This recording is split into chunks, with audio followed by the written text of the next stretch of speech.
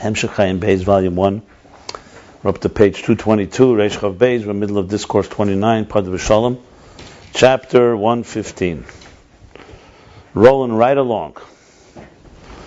And last chapter, just for the record, was a very fundamental chapter in describing the purpose of existence, the purpose of Matan Torah, how we bring the Geula. So I'll sum it up. So we're in the middle of a discussion. Actually, we're coming out to the conclusion of the long discussion that spanned, I believe, over 7-8 chapters, could be, from Kuf Zayin till here, Kuf Tezvav. Yeah, so it's a good 9 chapters, actually. From 107 through 115. Actually, 8 chapters. 7-8 chapters. Kuf Zayin, Kuf Ches, Kuf Tes, Kuf Yud, Yud Beis, Tezvav. Actually, 9 chapters. All discussing the significance of the story of Yaakov. And specifically, Yaakov's lifting up the stone, turning it into a pillar, which he does at the beginning of his long 20-year journey to Haran. He builds his family, and then does it again at the end of the journey on his way back. With very similar, with the first time there's different details. So what's the significance of this? Especially the Torah makes such a fuss about it. So clearly it's some meaning. So briefly, as he's concluding now, it's essentially the story of life. The purpose of Matan Torah is to fuse matter and energy, or matter and spirit, to turn a material world that is on its own fragmented, even divisive, basically defying and can defy and conceals the higher unity of divine unity, on recognizing the divine hand in existence, in turn uniting the fragmented pieces toward one, and taking that oneness and lifting it up all the way to the divine source. So the dynamics of creation and the dynamics of returning creation to where it belongs, Yaakov's story captures this experience. So what do we begin with? We begin with many stones. When Yaakov comes to that place where he rests and has his famous dream in the ladder, so it says he took many stones, and the stones all became one. So that's step one, fragmentation. Many stones, meaning referring to the multitude and multiplicity of a diverse world, and they experience a oneness. The next step is that one stone. After he wakes up, he takes the one stone and doesn't just leave it there. He recognizes the significance of the moment and turns the stone into a pillar, which requires him lifting up the stone, standing it upright. So, step one, all the stones becoming one, is the fragmentation of Alma de Prude, the divided worlds of Biyah, becoming one, recognizing the Malchus that is concealed within them. And that one, Malchus, is now being revealed by Yaakov by turning it into a Matzeva. So turning it into a pillar is the significance of standing upright Malchus, because Malchus on its own is concealed. What does it mean in Aveda? Is the spark of the divine soul concealed and hidden and challenged by the animal soul and all material pursuits. So the lifting up of Malchus is essentially the beginning of taking an akuda. Malchus being an akuda, which is just a point, an inanimate point, basically a point that has no space, it's not expanded, it's just like pintaliyit, spark, and fanning it and expanding it. So the first, and this itself, there's 2 steps. There's 2 interpretations actually. There's how Malchus is in Biyah, and you're taking that Malchus and turning it into, aligning it to the divine. Then there's Malchus and Atzilus. There at least it recognizes the divine, but it's still only the beginning of like the new moon. And what Yaakov does is connect Malchus with Tiferes of Atzilus. So now it's not just taking the fragmentation and turning it into a unity, it's taking a unity and turning it into a divine entity. And this becomes, the full moon is symbolic of this. The full moon is the Gili of the Beis HaMikdash, is the time of Shlomo HaMelech, because the full moon is basically the sun and the moon are united. Shimshir v'Sirah, which is Zoh and Malchus, or Tiferes HaMalchus. So and then comes the next step, where he says that this stone will be Yiyeh l'Beis Elokim.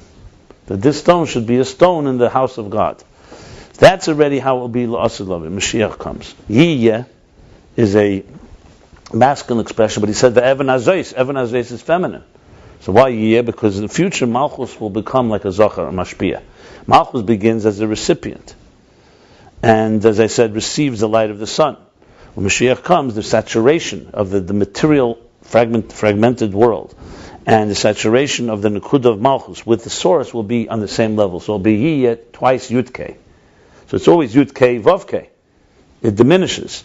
And here Malchus will turn into a state of Yud-Kei, the Yichud of Avo Pnimi, and all the way to the highest level. Now, to achieve this is what Yaakov's work is. Because it's not easy to achieve this. Why? Because the divine energy that creates existence, think of it as the artist that's creating the art, all it has power is to sustain the art, to transform the art, that it should recognize something more than its own immediate reality, requires, as he puts it, a higher power. Yaakov is Tiferes. Tiferes reaches the Chavim Tzoi, is the middle rod, the middle crossbar that reaches all the way into Pnimius Atik. He therefore draws down the energy from Pnimius Atik that can go into existence, where Malchus is all the way in Biyah, in its darkest place, and elevate it, unite it, like I said, take the stones, unite it, turn them into a pillar, upright. Vayitzak alav shemen, he pours on it oil. He says oil is the three Gimel Rishonos of Atik, so it's the three highest levels of Pnimius Keser. And in turn, because this becomes a stone, that will be the stone for the Beis HaMikdash, which is Lasad Lavi. Also, in historic terms, the way he defines it is that there's really essentially four stages in history. He calls it the beginning of creation. Adam is an acronym for Adam, David, Mashiach. He says that. Adam is the beginning of creation, where, like we learn in Bas Legani, Ikar Shechina B'Tachtenim Ha'isa. So right away, when the creation was put in place, it was like a newborn child. It was aligned. The world was created in a way where the Malchus was in its proper place. But then began the diminishing of the moon, and then began Chet Etzadas, the sin, the concealment. As we learned, the Shechina began to be concealed. Avram Avinu begins bringing it down again. Like he says, the Avos are the beginning of Matan Torah. They begin creating the Yichud, the unity that would be achieved by Matan Torah. The main one, however, that does it is not Avram and Yitzchak, it's mainly Yaakov. And he brings from the Medrash that it's because of the honor, he brings the example of a king, a person who was captured, and they redeem him because they see his daughter will marry the king. So they say that Yaakov, Pardes Avram, that Yaakov, because of Yaakov, Avram is redeemed. So Yaakov is the Bechir Shabbat, he's the main force. So the patriarchs in general prepare the Yichud. They take a pagan world, a fragmented world, and unite it. And the beginning, as the Arizal says, is the beginning of the Yichud of Matan Torah, beginning of the unity that will be achieved. As I said, when Sinai comes, there's the marriage of heaven and earth. So Yaakov is the main force in this. And this, in turn, becomes the preparation for Matan Torah, which will be again a revelation like it was during the beginning of creation. Then another period will happen when the Beis HaMikdash comes, the full moon by Shlomo HaMelech, or David who prepares the Beis HaMikdash, and the ultimate unity of the existence, the interface between existence and the divine will be Moshiach comes. So you have stages. You have the beginning of creation, you have the concealment, then you have how the Avos begin the preparation. You have Matan Torah, which is the culmination of 7 generations, Moshe Rabbeinu, God, the divine presence on earth, as we know, gives power to us to transform the world. Then you have the next step. You have again the Chet HaEgel, he doesn't mention it, but there's again the fall of Malchus. Then comes the Beis HaMikdash, so the rising of Malchus again, which is the full moon. Then the Churban Beis HaMikdash, as he explained, is the fall of Malchus again. It represents Golus as well. And finally, Mashiach comes is when the complete process will be finished. And as he puts it in Aveda, what is the Ufta of Matan Torah? What is the Kavanah of Yaakov Avinu? I go back to what I began. Kavanah is, I'm just using Tachas HaKavanah of Aveda, Tachas HaKavanah Yaakov HaYilhamshich Shagam Lamata. This line is a critical line in chapter 114, middle of the page 221.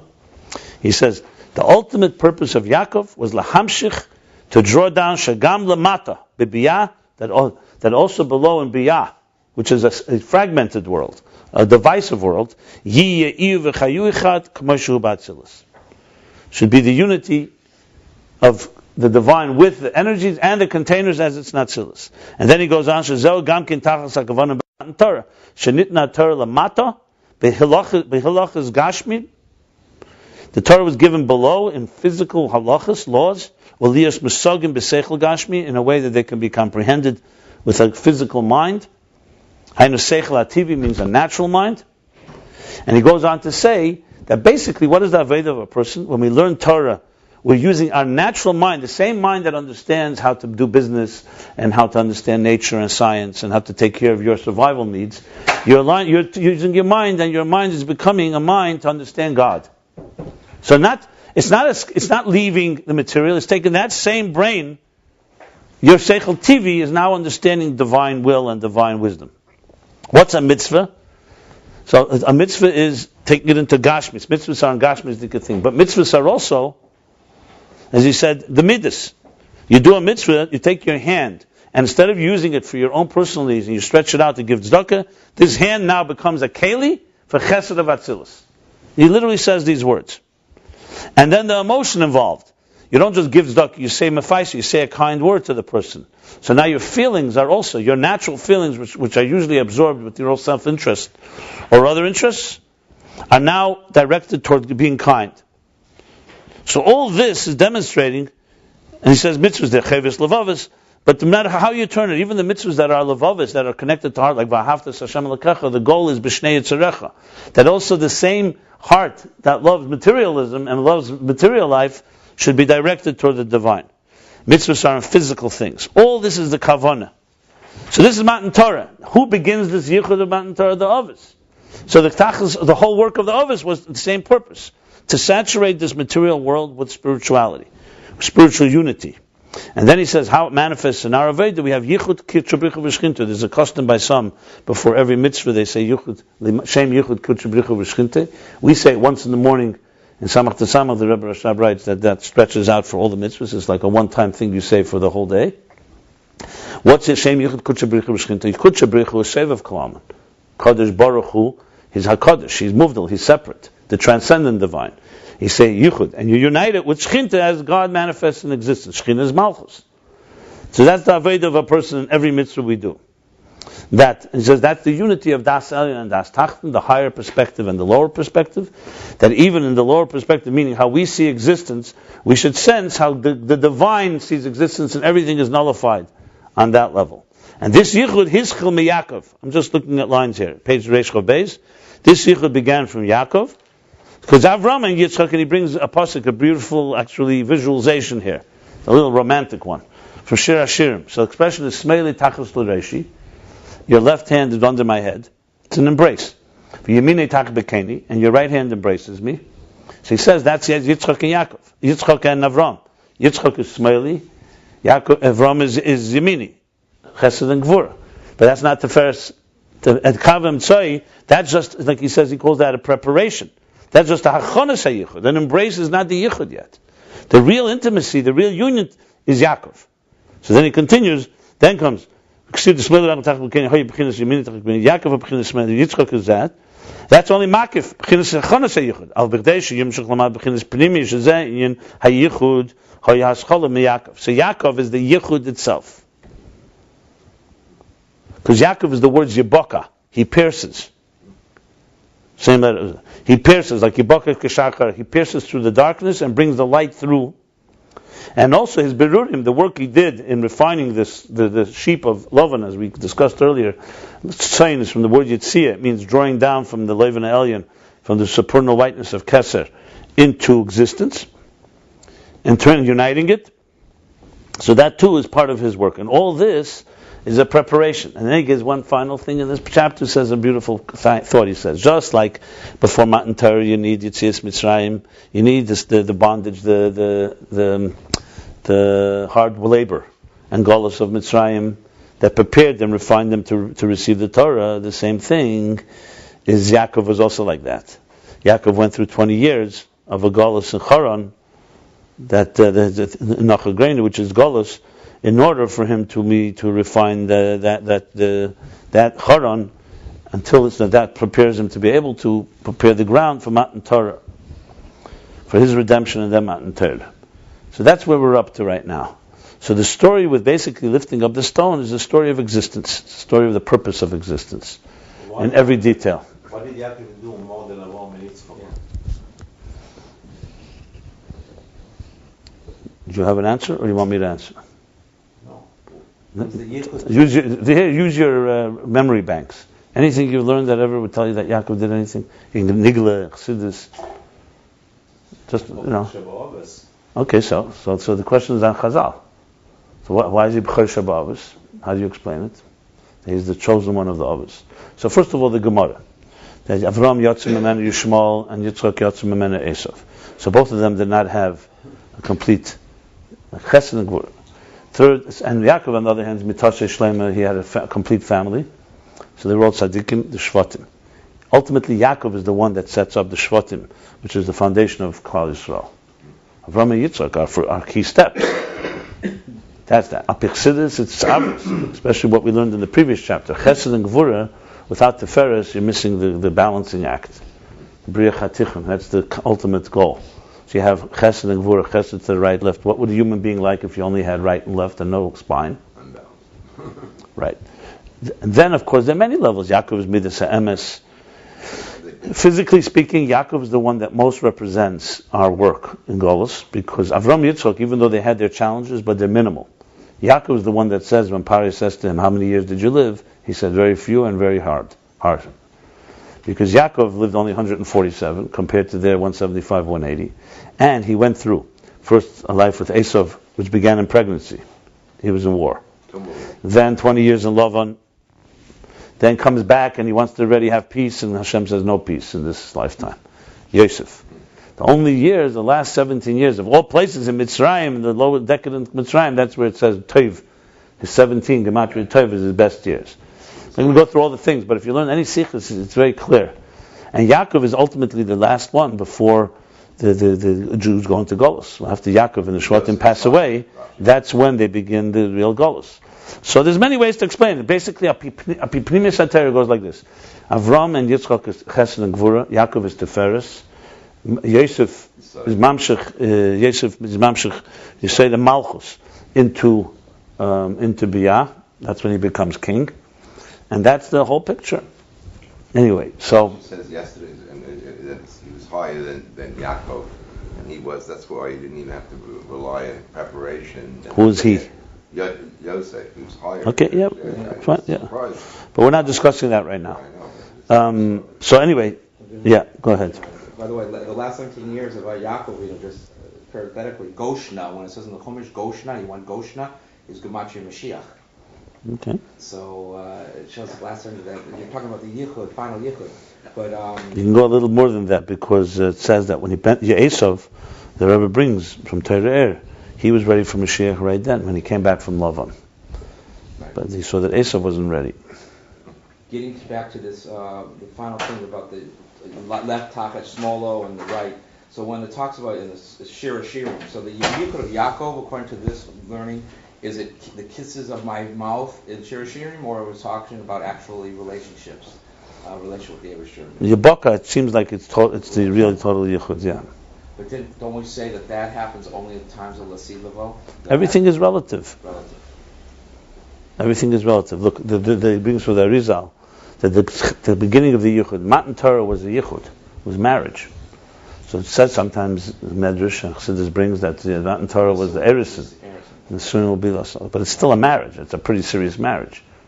Based on that is the whole Chet HaEgel is a betrayal. It's not just some preparation.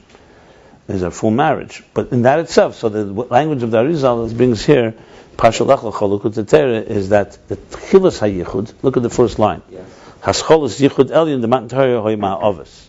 The beginning of the Yichud began with the Ovis. So yes, it's all stages. It's ultimately stages. But it's pretty serious stages. In this case, I would say Yaakov is the complete Yichud here, in this context, compared to Avram and Yitzchak. But it's not the complete Yichud is Matan Torah, and that's compared to Melosalav is also. I mean, you have to always realize it's the stages. The ultimate is the permanent Yichud, is after Mashiach comes. But the Yichud, sometimes it says the Beis HaMikdash is a Yichud. Kodesh Kodashim was the ultimate intimacy when the Kohen Gadol went in. So you have many examples of it. It all comes down to, are they permanent? Are they temporary? Are they, completely saturated? Obviously, Mashiach comes as the highest level of Yichud, that's for sure. But okay, so that's the story, my friends. So we continue now, chapter Kuf Tezvav, which is concluding, as I said. So I gave you the whole overview now, which I think was helpful, hopefully. But he's like tying it all up together, the whole purpose of existence that I just discussed. Purpose of existence, the purpose of Yaakov, the purpose of the others. It's a very fundamental chapter, Kuf Yudez, because Kuf Yudalad, because it gives you like the overview. Similar to what I discussed a few classes back about the whole purpose of Sefer Bereshis, which sets the tone for the other Sfarim, like the foundational. End of the day, the others are a microcosm chinuch. What we have, if our personal lives reflect history, and history, the whole panorama of history, is a macrocosm of a personal life. So Adam and Chava are like the birth, the others are like the chinuch. Those generations are the education, and Matan Torah is the bar mitzvah. And yeah. Then we learned before also that Yaakov was so refined that he came after Esav. Esav took the Talmid from Rivka, and Yitzchak was born also after the Erech Kanoshim from Sarah. Do you remember here? Yeah, the end of one of my Morim, yeah. Just following someplace else. No, what Eila told us, it was by Teldus, Pasha told us. Why Teldus Yishmael, Eila ve'Eila, Meisif al Rishonim. So this is also... Yeah, it's all connected, absolutely. Yeah.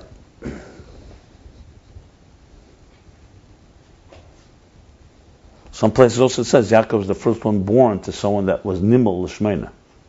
Yitzchak is the first to be circumcised, but Yaakov is the first one to be born to someone who was circumcised at 8 days. But there's more about look, all the Yom Tov also goes. Everything is a Shalosh Regalim, is Avram Yitzchak Yaakov, and so on. So let's continue chapter Kuf Tezvav, bottom of Reish Chav Beis. Now he's saying that since to bring down this Hamshachim, which has to come down, as we spoke earlier, from a deepest level, from Pnimis HaKeseh, that's drawn down to help elevate the whole picture.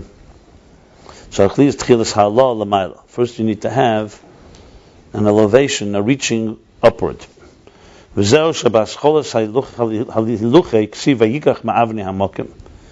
Now he's going back to Yaakov. Since Yaakov is the beginning of the Yichud of Matan Torah, so before you have the Hamshach of Matan Torah, you need to have the Allah, like he said before. First you go to Golus. Then actually the Jews counted 49 days, which is also a preparation. And then comes the Hamshach. So he says the same thing. So that's why by the beginning of his journey, Yaakov's journey to Charan, which is Golus, it says, Vayikach ma'avnei hamokim vayosem mirei shesav. It says he took from the stones, plural, of the place, and placed them under his head. The Avnei Amokim heim b'chinas Eisius Avonim, as it says in Sefer Yetzirah, is Eisius. When you say stones, it's like letters. We discussed this earlier about the Parsa. If you remember, we spoke about the Gal. The mound is a mound of stones. Disorganized letters. That's what a Parsa is. So, but generally speaking, an Evan is always a metaphor or a symbol of letters. So, the Avnei Amokim heim b'chinas Eisius. The Dvar Hashem Shanasa Mokar Le'elam is Eisi is the Dvar Hashem. Because Eisi is the Dvar Hashem, you're right, okay. These are the letters of the words of God, Shanasu, that become Mokar Le'elam, is the source of the worlds, the Beribu Yishtalshus Nasa Alma de Pruda Legamri. And with a Ribu Yishtalshus, with many transmigrations, or you can say many transmutations, or many evolutions. The word of God, does that mean the word? No, that's Surah Mamoros. God said, B'dvar Hashem Shemayim Nasu. The words of God created.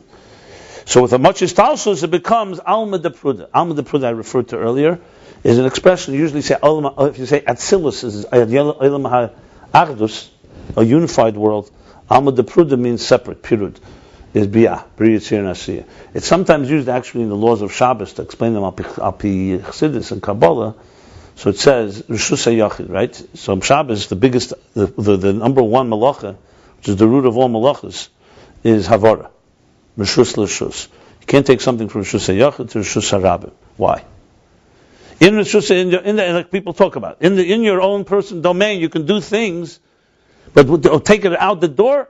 You can carry in your own house as much as you want. I'm not talking, even in the spirit of Shabbos. You can carry Sfarim, you can carry food to the table. But one inch out of the door, right away. What's the logic of it? So the Kabbalistic answer to that is, well, Chassidus' answer is because Shabbos is itself Reshus HaYachid. It's recognizing that it's God's domain. Since it's God's domain, going out in Rabbim, it's not just walking over your threshold, it's not the inch. The outside represents the material world, which is a world of work and the world of separation from the divine. In Torah is a fascinating explanation, just to talk about it a moment. He talks about the famous Medrash. So one of the philosophers, or Min Echad, asked Rabbi Akiva, or the different Girsayos, it says, you say that God keeps all the mitzvahs that He gives us. He keeps Shabbos too. So then how does He blow winds and give rain and all the other things and makes things grow? These are all malachas. So his answer is, for God, the whole world is a Reshus HaYachid. It's His personal domain. So the Alter Rebbe asks the question, how does that answer the question? You're not allowed to do malach in your house either. You're not allowed to go, any of the lamatas malachas is also in your house too. It's not just you're not allowed to cook outside, you're not allowed to cook in your house too. So he goes and explains that the real thing of Avarim Reshus is that you're going from a world of unity, recognizing God's unity, and work. What's the real issue of work? Why not let it work? Okay, good. The technical reason is because God didn't work. But let's be honest. What does God mean? God worked. He worked hard. He exerted Himself. It means that God went out of His natural place to create a world that's not natural divine. So we too on Shabbos, we emulate that. You go back to your natural place instead of going out of the world for the Berurim, to transform the world, or for work, or whatever it is. You go back to your place. So what it means the world is a Reshus HaYachid, he's saying, is that it's the recognition of complete unity. In complete unity, all these works are not works. They're part of God's unity. We obviously cannot emulate that part. If you look in Torah, so really the point of the matter is that in some other places it says that the world is sustained on Shabbos, it's chitzenius. But nevertheless, it's still raining. It does do these things. So that's what he says. So in other words, it's the spirit of Achdus. And once there's a spirit of Achdus, all the malachas are not applicable there. Obviously, it doesn't apply to us, because by us, Reshus HaYachid, we're still human beings on this earth. It's all relative. But for God, doing that work that He does on Shabbos is a Shabbos-dik way. So it's a unity thing. That's more or less what he answers there. I mean, regardless, the Medrash is actually the answer is an unbelievable answer in concept, if you understand the concept of it. But that's one of the places where you use Reshus HaRabim, Reshus HaYachid in Chassidus. That's Reshus HaYachid is Atzilus.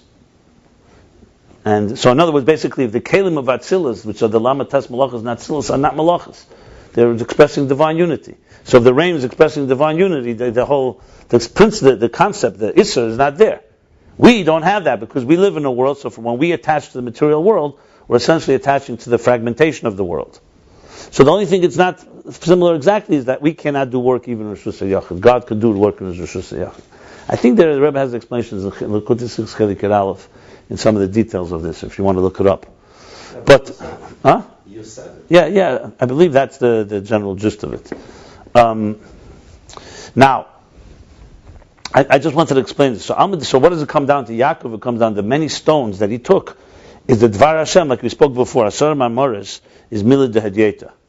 So there's an expression there, Lav Inon, the Orcha de Malka, Lishtoi, Milad de Hadyeta.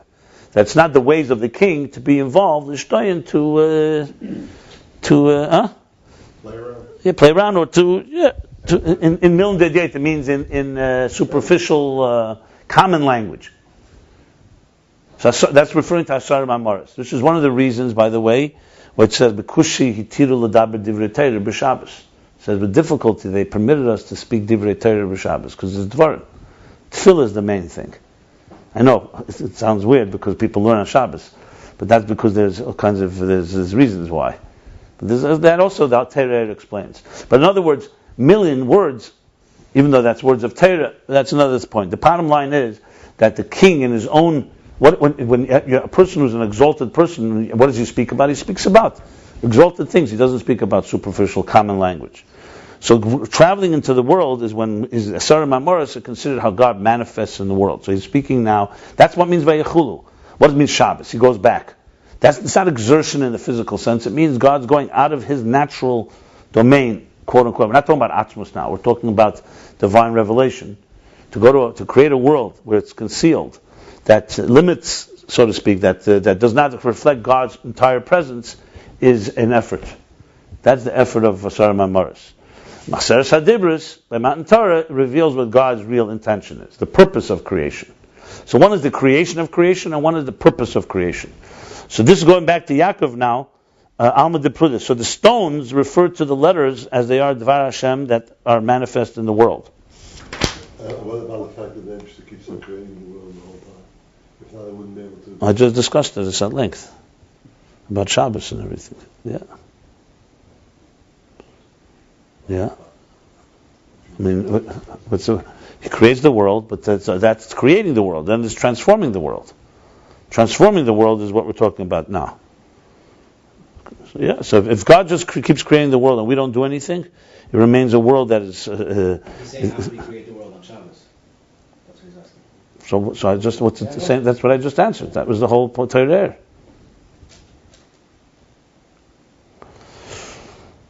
You didn't understand what I said, or you didn't hear what I said? Oh. I'll just say it again. Basically, it's a Reshus HaYachid. It's God's, from God's perspective, the whole world is the expression of His power. So for God, it's a different reality. He can do things we can't do. No, what I didn't understand is, sorry, I didn't understand what's the difference the first time and the second time. Because it says He rested. He created the world and He rested. Because regardless, even as He manifests, it's still not His full presence, obviously. It is also not. Correct, so. The 7 days. Right. So that's why I'm asking, what's the difference in that? So that's why I mentioned that the Chayis comes on Shabbos through Chitzenius. On Shabbos, when God goes back to so-called His natural place, the actual physical, there's two different questions here. The question of the min was not what God's intentions was. The fact is the world is running. So how could God be doing malacha? In other words, even doing malacha, kalacha, yeah, I mean, you can't, even the fact is it rains or the snows or other things are happening. So that's a work. So that, yeah, fine. So that the answer to that is a Reshus HaYachid. So Reshus HaYachid, it's expression of God. As far as how it actually happens when God is going back to His natural place, the answer to that is Chitzenis HaChayis. But from the min's point of view, even Chitzenis HaChayis is a problem. In other words, if you God forbid on Shabbos light a flame, even if you do it with little energy, it's still malacha. So there's two different issues here. So Shabbos is definitely a higher state of the divine, also from the Eibishter's point of view. But the question is, how could a world be sustained? That's because for God, it's a God divine expression. Look in Teira Eir Pasha Vayakel. He talks about this barichus. If you really want to learn it, I'm just reciting it from there. I know everyone likes me to do the homework for them, but it's good if everybody looks as well. If you're interested. If not. This anyway, an aside, it's not relevant. I just wanted to explain Alma de Pruda in the fullest sense of the word. Give me one of these blue batteries right here. Top one. Battery. Blue what? Battery. By the way, you mentioned Teira Oil. Last week he said in Teira Oil that the Oyet Meim, the Nefesh Odom, was only for Avil, but for Modom, it was in a higher level, so they were not main. It's not connected to here. Since it's not connected, we don't like to discuss it, right? It's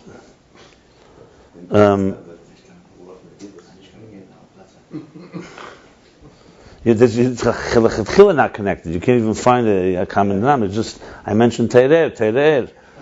Okay, fine.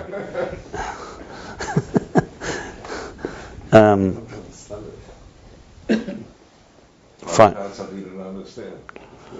So anyway, so from this comes, and that's why he says, because from God's word, even though, let's go back, let's just use a human example so we understand it. When you speak to someone, you go to a grocery store and say, give me a loaf of bread, or a bottle of milk, a container of milk, or you talk about whatever mundane matters, and someone will say to you, does this reflect your innermost soul? So even the most shallow person is not going to say that this is my life. My shopping. This is what I say when I need to survive. There's a language we use in the survival world. Okay, then we have conversations that sound a little deeper. And then someone asks you, does that reflect who you really are? Obviously, if it doesn't, So where's the real reflection of who you are? The answer is most of us have no clue, because we're not really accustomed to speaking about things on that level. We live in a material world. And by us, if, we say something already, you say to somebody, I love you, or I care about you, that's already like, revelation of Atzmus HaNefesh.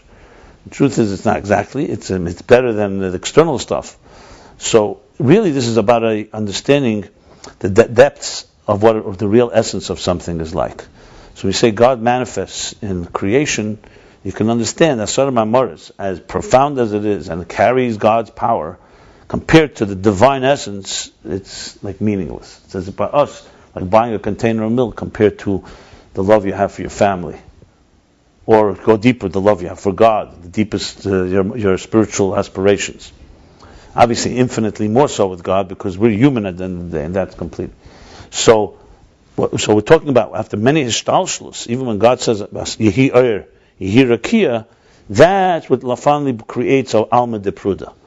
So the fact that God said, as Yehi Oyer, we have the 10 hidden spheres. The 10 hidden spheres is already God envisioning the art He wants to create. But then a complete concealment of the tzimtzum, followed by hishtalshlus after hishtalshlus after hishtalshlus.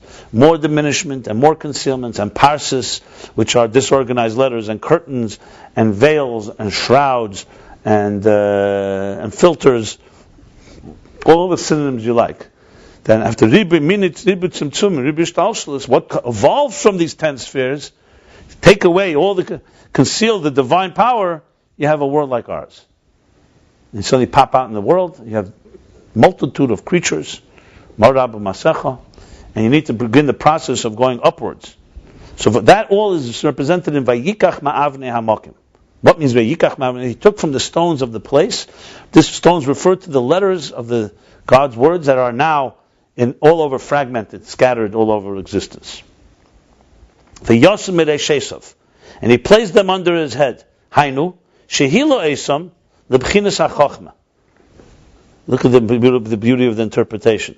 You read the pasuk. Okay, it's nice. He put it under his head. Who really cares? But he had a pillow. Fine. So you had to read the Medrash. It says all the stones argued. Okay. And by the way, they were 12. It says in one Medrash. Someone said that they're 12. According to one Medrash. As a matter of fact, there's a beautiful explanation from Tzemach Tzedek in this concept, where he explains these 12 stones, how they come together in this context of Achdus. But anyway, because it goes down like this. That's how Yaakov knew that he's going to have 12 shvatim, because from those 12 stones. But he didn't know whether they'd be united. When they united, he realized that they would ultimately be united, even though they were first separated. So,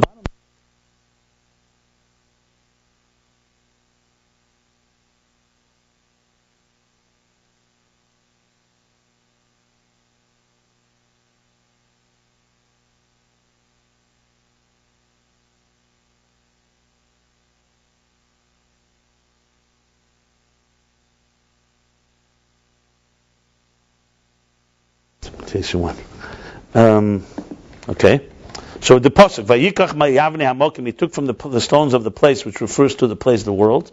Vayosim Mirei Shesav, what's a reish? Chochmah, his head. He put it under his head. It means he elevated the fragmented letters, Lebchinas HaChochmah, to the level of Chochmah, which is his head, Yaakov's head. Well, why would it have a mem? Rosh Hashav. It should say Rosh Hashav or Tachas Rosh Hashav. Mem means taking from his head. So first of all, there's a question on the pasuk.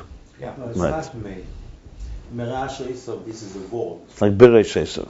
Oh, it's not a prefix. No, this is part of the word. No, but Mefarshim asked this question anyway, because it should have said Birei Shesav. It should have said Rosh Hashav. That means inside. Right, underneath. Inside the head. No, fine.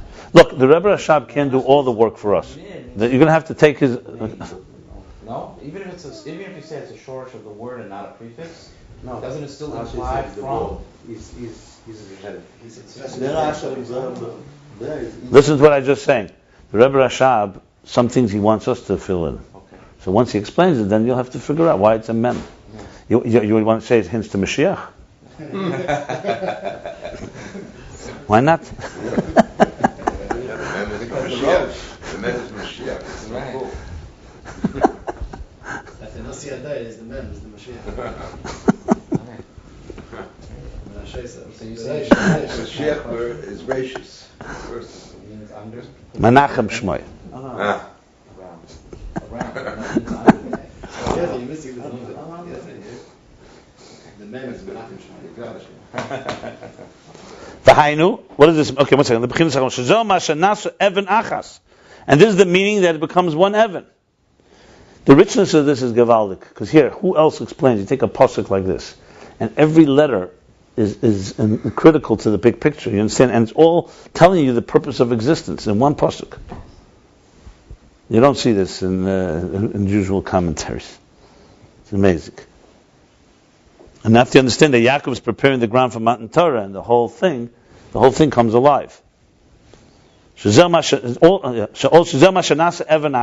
it means to make one stone. So he took it and raised it to Chochmah. This is what it means it becomes one stone. Bechinis Yud, the Shem Havaya, Bechinis Chochmah. There we go. That's the Yud.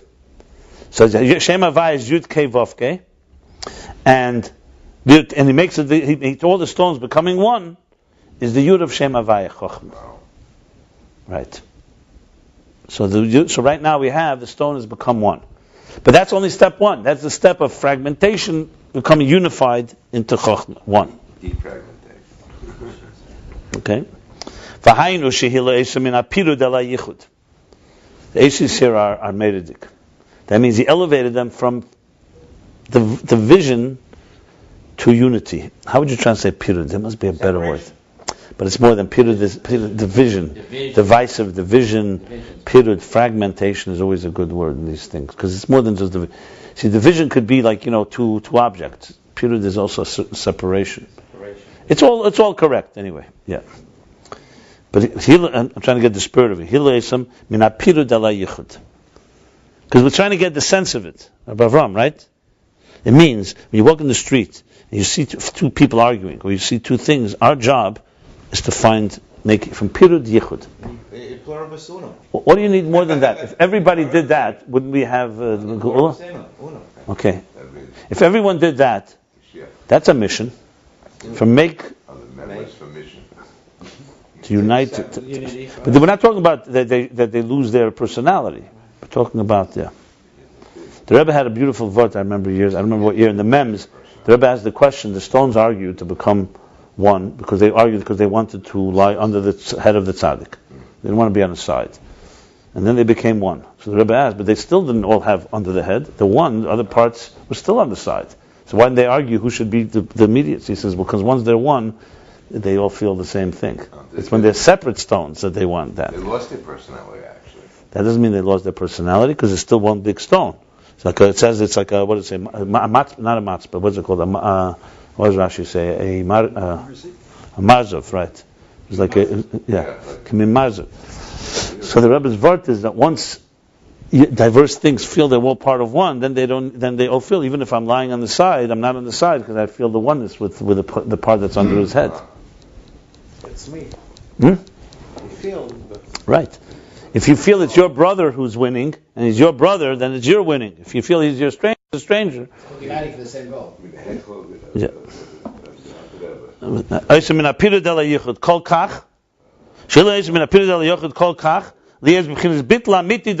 should be a total sublimation of Chochmah.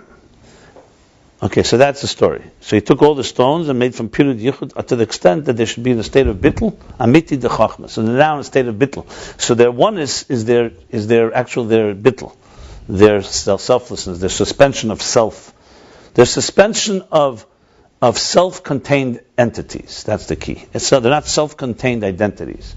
We're all part of one picture in the same boat. Different notes of one composition. Different strokes of one piece of art.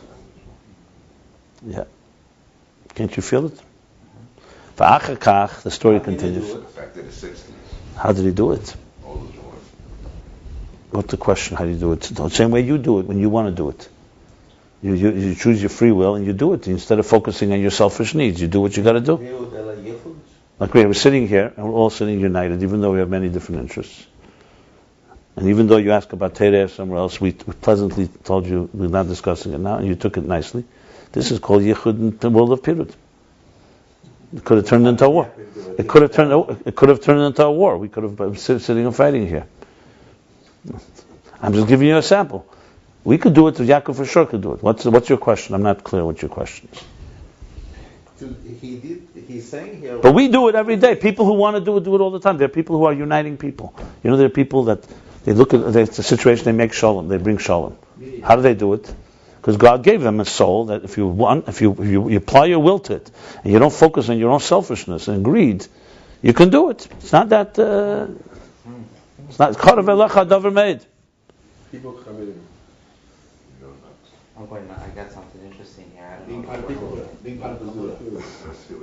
You really have a very Christian attitude to the world. I see. Oh, Rabbi. That's below that's a red line. No, because you ask a question because it sounds like the world is evil.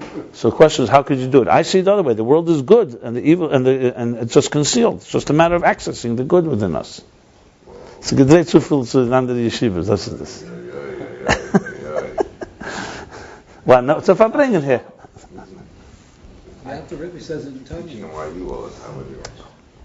It's not a personal. I hope you take it the right way. Yeah. He didn't mean why you. He meant that I learned and misnagged. I especially didn't say it because this is for the world. This is YouTube that we're broadcasting on. Remember, so no more names. We're just talking. So you're not seeing when people write to me, who am I talking to? I said there's no one here. I just have prototypes of different archetypes. This is the Chassidische guy, the Mishnayische guy. I'm speaking to myself basically. I have all kinds of multiple personalities, and we're just dealing with every one of them. I say it because I remember the Sikha from the Rebbe, Basel Gani, Tov Shalamed Beis, Nasa Shivim. The Rebbe turned 70, so the Yutzfar Meredika Farbrengen, where the Rebbe speaks Basel Gani, he says, the world is a gan.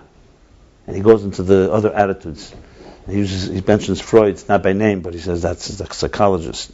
He says a world that they see the world as a jungle. And then you try to tame it a bit. And we see the world as a garden that you're just trying to get back to. It's an amazing sikha that. Yeah. What was that last point? I was. See it as a garden. We see it as a garden that we're returning to. They see it as a jungle you want to tame. Basically, necessary evil. Lamed Beis. Yeah, sure. Yeah, amazing Fabring. Beautiful Fabring. Shenevel, Gan. It's a whole lake of wood. Look at psychology. I'm seeing it, please. You know what? I wrote an article called I wrote an article. If you want to see it, it's called "The Father of Psychology." That 100 years before Freud, I said the real father of psychology is not yet known. His name is the Alter Rebbe. And it's a comparison of the Alter Rebbe's shit to psychology and Freud's. Yeah, it's relevant this year, 200 years. Alter Rebbe's Yahrzeit. Okay. My point is what I want to add. What it says, he goes from Peirut to Yuchud, from separation to unity, right? The gematria of Peirut is 300. The unity is 28. So how do you go from 300 to 28? You have to. There's a difference of 172. 172 is Yaakov. Wow. Yaakovinu, without the Yud. The Yud is Chachma. It's Aleph, Kuf, Ayin, Beis. These are the letters of Yaakov. But the Chachma. And don't tell me next it's without the Kuf, because the Kuf represents Meir Brachas. Chachma and Ayin Timatzeh. It's a letter of Ayin. You have to figure out that, but it's amazing. So Yaakov is the difference between Yuchud and Peirut. The only question we have is why didn't the Rebbe Rashab realize this? We'll write about it. Maybe okay. It's fine, good. No, good. It stims. As long as your Gemara doesn't contradict what he says here, I'm fine. If it contradicted, I hope you wouldn't take it personally, but I would defer to the Rebbe Rashab. Okay. Now continues the pasuk. After he took the many and made them into one, through the bittul of Chochmah, because that's the key, bittul. What causes people to be separate and not connected is because they're insecure, is because they have to hold on to their turf, because they just think about themselves. Bittul is not weakness, bittul is strength. Bittul realizing that it's not all about you, the bigger picture here. And we realize that there's that bittul always brings achdus. Hepech of bittul always brings pirud, separation. Of course, you could ask me the question, so why do we find Anshe Avshalom? The Gemara Medrash says that when Avshalom was fighting David HaMelech, because they were united even though they were against God, they prevailed and Anshe David Neflim, Anshe David had casualties because they were separate. So you find it also in Torah. Why did God have to, by the Der HaFloga, why do you have to confuse their languages? Because it says La Yibatzu, because when there's Achdus, even by Klippa, they have a lot of power, as we saw in the last generation, unfortunately, in Germany. So God gave power to Achdus. Question: how could Klippa have Achdus is a question, but because of Bechira, they have the ability to have Achdus. It's not permanent Achdus, but they can have a taste of it. If they unite in their, it won't last, but while it lasts, it can be very dangerous. The unity of Klippa can be extremely dangerous because it's using holy powers. It's using Kedusha to strengthen it. So in Golus it's possible. But real Klippa cannot last. That's the bottom line. It's not a lasting entity. Because you end up turning on each other because the whole drive is selfish. So it's a matter of time. And afterwards he dreamt. That's what goes afterwards. After he took the stones and put them on one the bittel of Chochmah, he dreamt. What did he dream? That he was promised from above. He was assured. Huftach momayla b'chol hamshachas al yenus. He was assured of all the hamshachas, all the higher, the transmissions from above would be given, would come down. Uksiv v'hine anechi imach. So what does he dream? That Hashem comes to him after it says the malachim went up and down. So it says that I am with you, and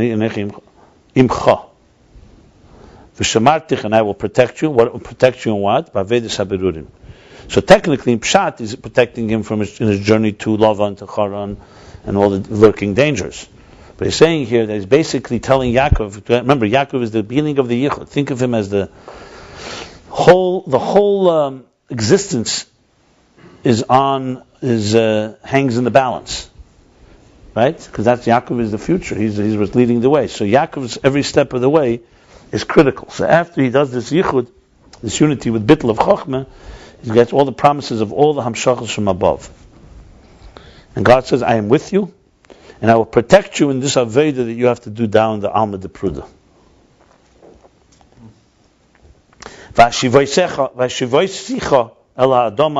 And I will return you to this land, because remember he was still by Harabayas, according to most opinions. So he's telling him, as you go into Haran, I will return you to this land. What's the emphasis? Hadoma Hazais. What's the emphasis of this land? It means drawing down the energy and the revelation all the way down Mamish. That's a Shavisa. So your really interpretation is, I will return you back to your home of your parents. She says, Shavisa Hadoma Hazais, that after you go there, we're going to do your birurim. So in other words, Yaakov took conceptually the avonim is the words of God, the letters of God that are separate, and united them all through Chochmah. But he still didn't go to Lavan yet. He didn't go to Haran yet. So we're still going into darkness. But preparing the ground, that's what he did. And then God gives, in the dream, promises him that I give you all the power now to do what you have to do. And V'shiveshkal Adoma means I will return you, meaning the energies that come from above will be drawn down all the way mata mata. So Adoma Zeis means this earth, essentially. It doesn't say Elo Oretz, Elo Adoma. Not the usual expression. Right. V'zeu vayikach es ha'oven. Now he continues. What's the next pasuk? After he wakes up, what does he do? He now takes the stone. So here's the interesting. He doesn't put it in a question, but it's very interesting. What happens here? Yaakov is vayetze Yaakov meBeersheva v'yelech Harana, right? And then he comes there. He sees the sun is setting, and he rests. Okay.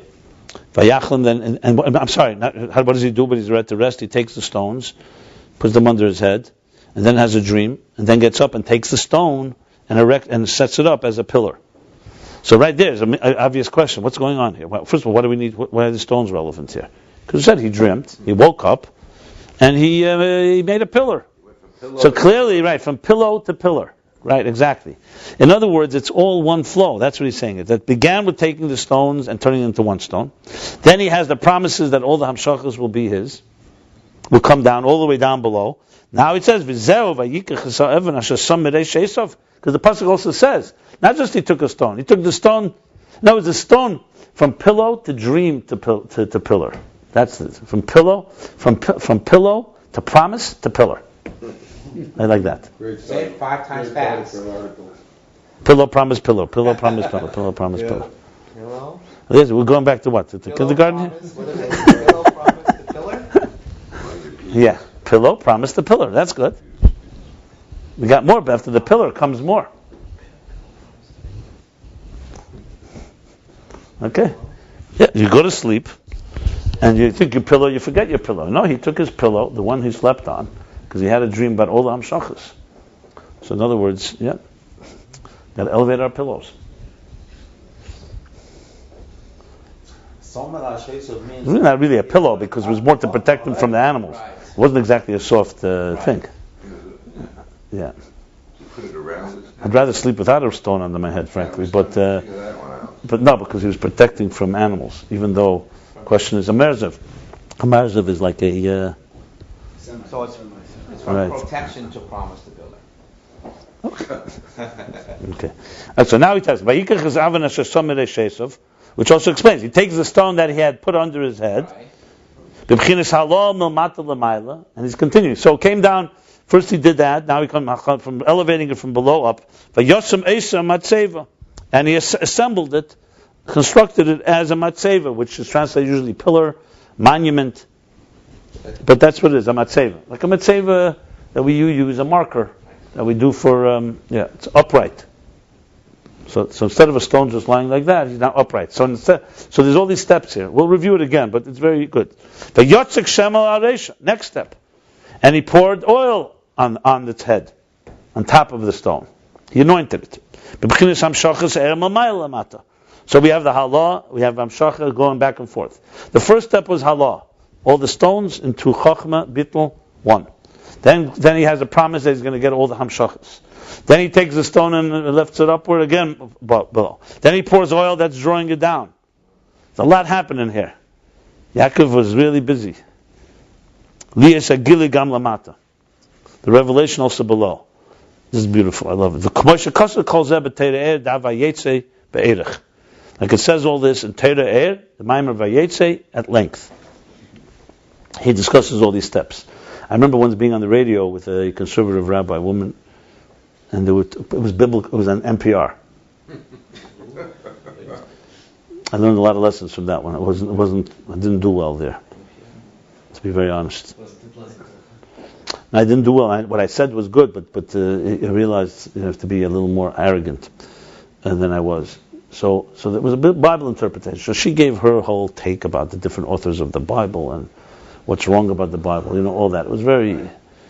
And I went and said the Bible is a spiritual blueprint. It's a blueprint of the divine existence, every detail. And she started like mocking me. She said, "Spiritual blueprint? Give me a break." That type of thing. So I responded. I responded to. I said, frankly, based on your Bible, I have no interest in such a Bible. I have a lot of books to read. There's Shakespeare, and there's a lot of good quality classics over the years. If it's not a spiritual blueprint, it's got nothing to do with me. Mm-hmm. And I believe with many of the audience out there, who cares about an archaeological artifact that was dug up by Canaanite pagan tribes? I like. No, I answered, no, but then, because the NPR is also, they're more leaning towards, of course, the secular this. And then she realized, so she just basically hogged the rest of the time. When a woman's on the show, men get treated not equally, because, if you cut her off, you sound like you dominate. So I was being respectful, and I shouldn't have been. So she went on, started pontificating about some story about all the different versions of the flood and the theory. Complete, nothing soulful, just complete dry, the thing that turns everybody off. And no, so the beginning was great. This was our exchange. But then I let her just talk and talk and talk. I should have just said, but the host is supposed to do that. And the host was not exactly, interested in the spiritual blueprint. Who was it, Leonard? What's his name? The host, I don't forget, it was a long time ago. It was also, I think back, I should have just said, excuse me, I'm on the show here. I'd like to say a few words myself. I mean, you have to sometimes say, now I would do that. Then I was more, I wanted to be respectful. I thought, a menschlich thing. There's two people on the show. You don't just. But I saw that she didn't want me to engage in that because I had plenty to say about it. I got in something about the flood, but it was already when someone talks for 10 minutes, it's like almost like you're not on the show anymore, and it's all radio. No one sees you. So basically, it's like you may have hung up for all they know.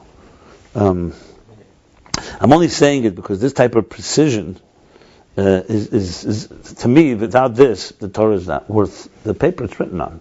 Either it's precise. Right, exactly. So let me ask you a question. Anyway, so continue on. Just remind myself of something because I see the diuk of every os here. Can I ask a kasha here? Why, when you say that the Avos before Matan Torah, the Elyonim was separate from the Tachton, that there was it didn't permeate. Right. So what's going on with this stone? Why does he want to do it? Why is he playing with it if it doesn't have any? It didn't absorb any of part of the process. Can I ask you to speculate an answer? Or you want me to? Really no idea? Yes, I'm not interested in idea. Okay, well, let's put it briefly. First of all, what do you answer C to that? That was part of the process of permeating. That was. But I just said before Matan Torah, which is Yaakov right now, it doesn't permeate. Okay, it's fine. It's a legitimate question. I know it's. You said that he started. But then, started so Abraham you're doing all these things even though it didn't matter. It's not permeating. No. I'll answer. The question is a good question, and the reason I asked if you speculated because I was wondering if you'd connect it to so many things the Rebbe speaks about. He speaks at length. For example, speak about. I mentioned this many times here that all the others did they would kaima kol ha'teira kreid mishanin. What does this mean? Because as you just said, what does it mean? First of all, forget about the question how could they put on tefillin when there was no Yetzias Mitzrayim yet. A number of mitzvahs. Most mitzvahs are connected to leaving Egypt. Definitely Korban Pesach. They bring a Korban Pesach. It's not possible. There was no Pesach even to talk about. And yet it says Pesach Aga Ugas. Correct. So the question is, what does it mean? That's question one. Number two, here's a key thing.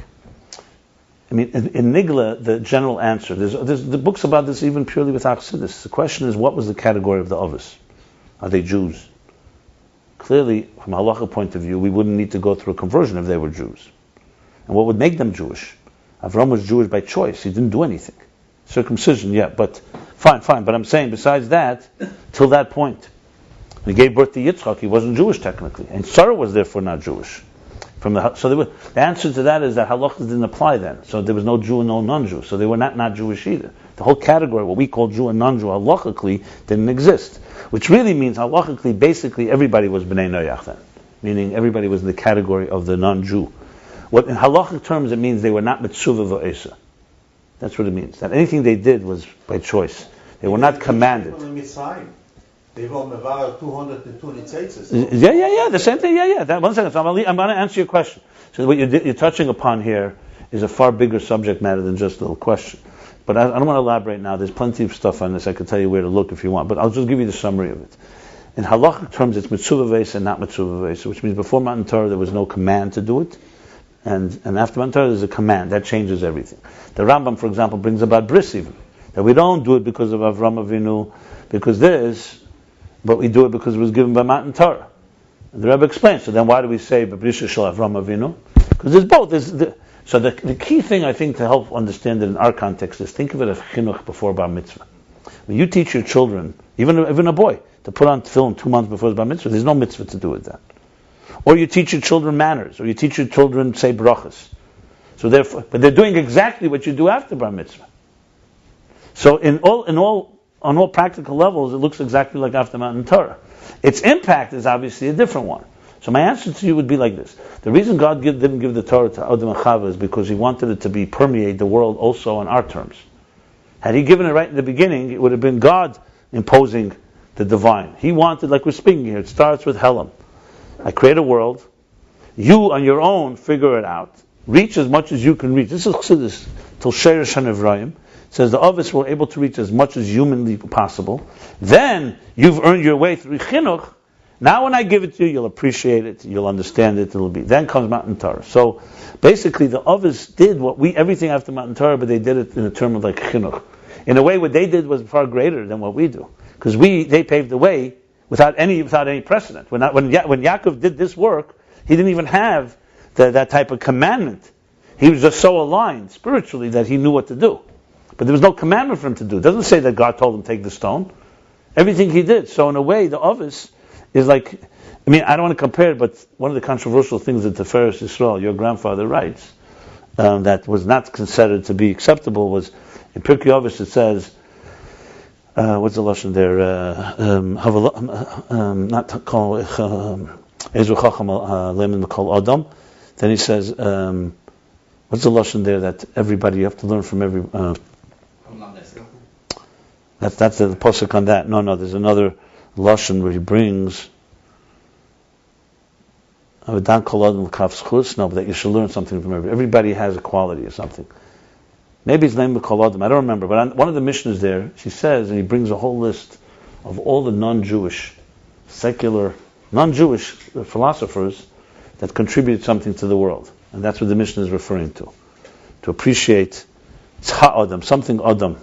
I can't remember what it is. Anyway, but he brings them all, and then he says a very controversial statement. He says, in a way, a non-Jew who comes to these is far greater than a Jew, because a Jew has the power of Matan Torah and God. They come to it only through their own efforts. So, aside from human effort, it's greater. He says that. Now, I'm not going to get into the controversy of it. Bottom line is, the Ovis before Matan Torah have that power, because they pioneered. So, everything that you have after Matan Torah exists before, but either in a more spiritual way. So, the permeating, what we'd say is this did not physically permeate the world until Matan Torah came. Now, the Rebbe brings that why Simchna Yadcha Tachas Yirechi? It's not sneezdik. He tells Eliezer to put his hand under his belt. He says because it was the only chefs of Kedusha, because the only mitzvah that Avram got that was like after Matan Torah was bris. So the Rebbe explains why. Because in preparation for after Matan Torah, we have to have something that's similar. But everything else, She says that. Not all the Mepharshim say that, but it means literally. Simchna Yadcha Tachas Yirechi. Okay, fine. It says other things. Yeah.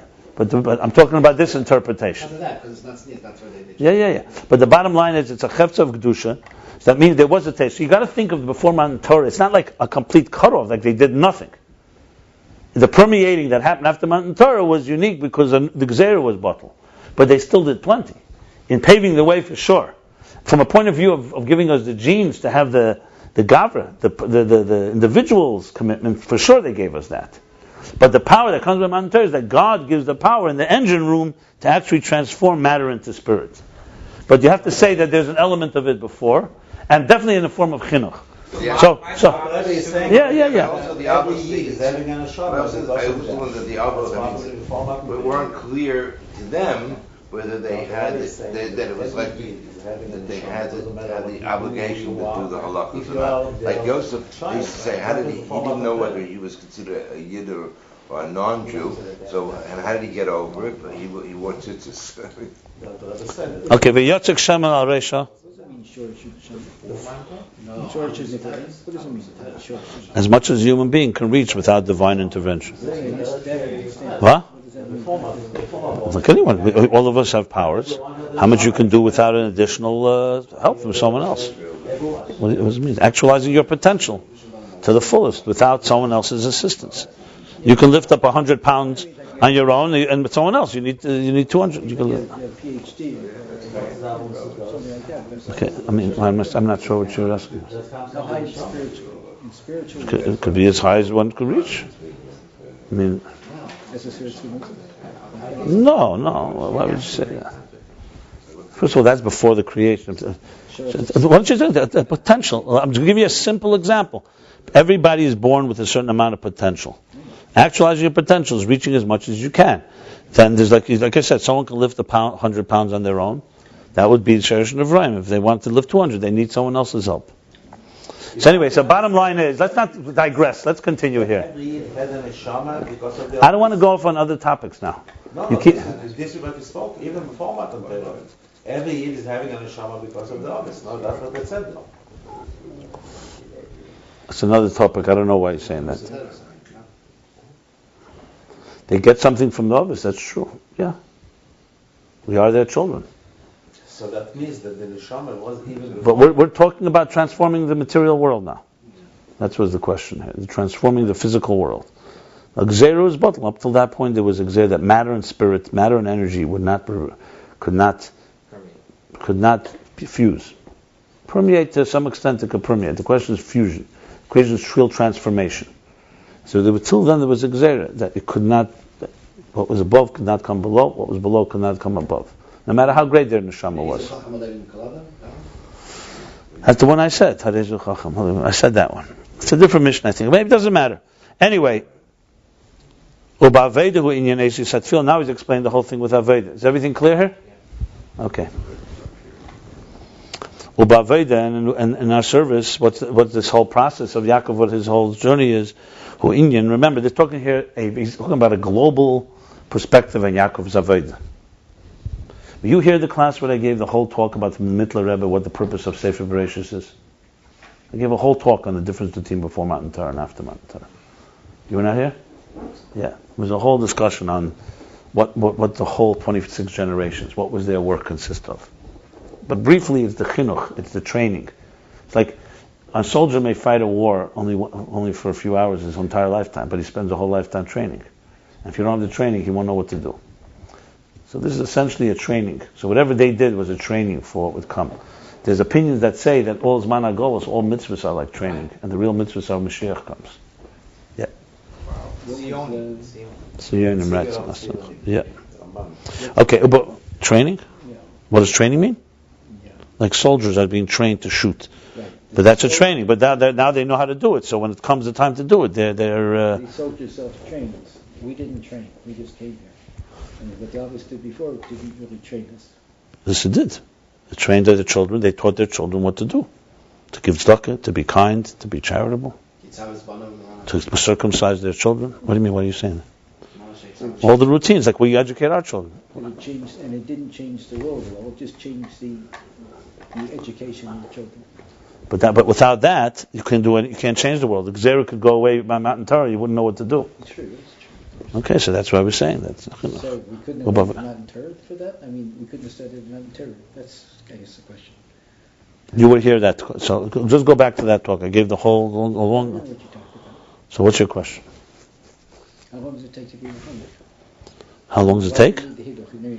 But, human beings, we talk about chinuch is a lifetime, but technically, the stage is a stage till 5 years old. There's bar mitzvah. There's there's stages.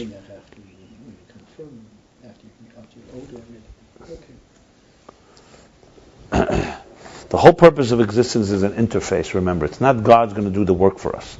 On the other hand, we alone cannot do everything on our own. So it's a constant joining of mamata l'mayla, mamayla l'mata. Remember, that's the beginning of this whole chapter. You need always a constant meeting ground. Interface means two sides. There's our initiative, there's the divine response. You constantly need this dance back and forth, back and forth. And it's ultimately the union of these two that is the key. Because what comes from above is usually a higher power. What comes from below may be less quantity, but more quality. Like a person has more pleasure from one measure, one kav, that they earn on their own than 9 that they get from someone else. But 9 is technically more. So it all comes down to integration or magnitude. So we talk Eris and Kalim. The whole interface we're discussing here is number spheres is number, story, Evan Sapir, brilliance. And you want to really have is a joining of the above and below. So that's what he's now addressing. So now in Aveda, here's how it works. Remember, stones are Esis, are letters. So in Aveda, Esis Atfil, the words of the letters of prayer and the letters of... President, the orange. Go to the orange thing. Should be good. Yeah. It's better not to let it go off. Okay, fine. So anyway, so there's hechalis. Everything's got a hechel.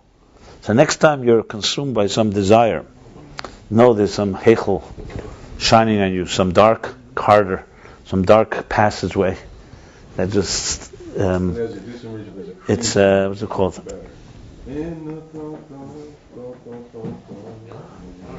Okay. I'm saying, but it goes like this. So you have these chambers and corridors that are what's the word? Casting their shadow on you, and that's when the taiva spreads out. Okay. But I don't know if the dark is the right mushroom because this is Department of Desires is not dark. It's great. It's really No, I meant dark compared to godliness. Flush sulfurs. No, Einstein. Okay. If it was dark, it'd be much easier for us. He's talking about the tafkid, what the... But he says it's called bitterness. But he's calling it bitter. Okay. It depends how you look at it. Fine. So let's go. Rib steak. That's the biggest taiva you got. Good. For who in your okay, let's go. Okay. So meriru hein taivas elam haza. So that comes from that hechel. For kol tainuge elam haza fila dover kal.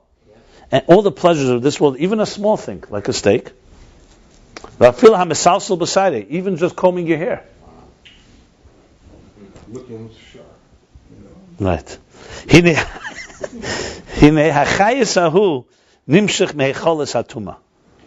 The life force, the energy to do that comes from these corridors of Tuma. Spiritual impurities. Sitting 12 years in jail because of that. Next line. And look what it says in the Ageres HaTshuva, chapter 6. And that's why Yosef was punished and sitting in prison, Yud Beis Shana, 12 years, because he combed his hair. Yeah, 12 years. And we have to transform the bitterness to sweetness. What transformation? That she shouldn't desire any of these pleasures. And instead of these pleasures, replacing them, it's a replacement. You have all the pleasures of the soul, like it says, taste and see that God is good. Then in the future you will have pleasure with God. For who is bonus betfilim? Right timing. He opens the donut. Okay. The Rebbe Rashab reminded him. The Rebbe Rashab reminds that Tainuge Elam Haza. Very sweet of you. Okay. No, but this is Chanukah. Okay. By the way, there's a verse of Rabbi. Okay. For who is bonus tefillah? That's through this bonus tefillah. That's through the meditation and davening. No, he wanted to bring it for an experiment. We're going to do it right now. Avram, I think we want to use you as a specimen. Okay. Do you like donuts? Dig in? Yeah, dig in. But then we want you to elevate it from the bitterness to sweet. Good bracha. There's 12 donuts corresponding to each of the stones. And we're going to elevate Everybody must get stoned. So here we go. So through this meditation and davening, how do you do this? How do you do this transformation? Here we go. Through the contemplation and tefillah, that you think about the energy and life force of the divine life force. You think about the energy and the life force. Think about it. You don't think about the object. You think about the divine life source that's giving life in each object and object. Okay. That brings it into existence, sustains and gives it life. Hold it up to the camera. Amen. Oh, you just elevated. Okay, here we go. Okay, so now we're meditating on this donut and its creamy cream. Right. First of all, where'd you get the donuts? Let's determine. Oh, okay. That's the ultimate Elam Hazeh. Good. Kingston Avenue from Union and President. Now, one side is Gumbo's and the other is the ice cream shop. You basically can't. You got it covered. You never Shabamas is yeah. You can't buy an Isaac's base shop. They changed it. That's right. Well, whose actually is it now? Good people, but they took off away out. Where's Isaac's? Crown Street and Kingston. Okay, now I can start buying there. I'd buy there if there was no extra. Which one's Isaac's? The bakery. Kingston Bake Shop. No, on Crown, yeah. They're nice people too. Across the House of Glatt. So they changed it from CHK to Bra Ashray and Bra. It's the first one? Yeah. Is the food the same? Is the food the same? Okay. So here. So his bun is betfila, pray, the davening, and the life, the energy, the life and energy force of the divine, that's in everything that creates, that sustains and creates it. So tell us, can you think about the donut? Who's sustaining it right now? You have three choices. Huh? Really? And not just it sustains it, but how the primary force, the primary is not the donut, but the divine. Okay. Why am I the only one eating? Because you're the. Yeah, I was gonna say the two skinny guys can. It's like you tell me this, like they say baseball. There's 70,000 people who need to lose weight that are watching nine people who don't. Never heard that one? It's actually 18 people. 70,000 people who need to lose weight are watching 18 that don't. There are a lot of things against watching sports, but playing he was positive. I wish that you could quote the Rebbe saying that. That would have been great. What? He said you have 70,000 people. Yeah, I know, I heard that. No, the Rebbe said playing sports is one thing, more positive. Watching was ridiculous. I'm wasting time. Yeah.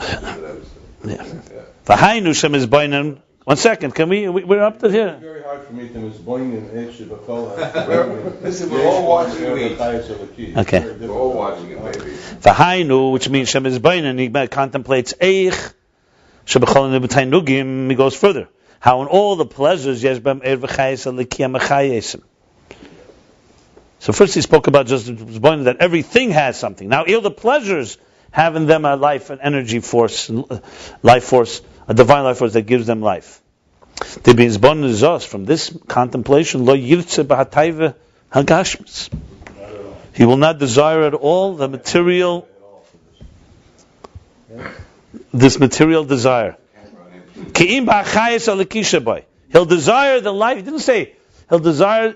Rather, he'll desire the life, divine life force within it.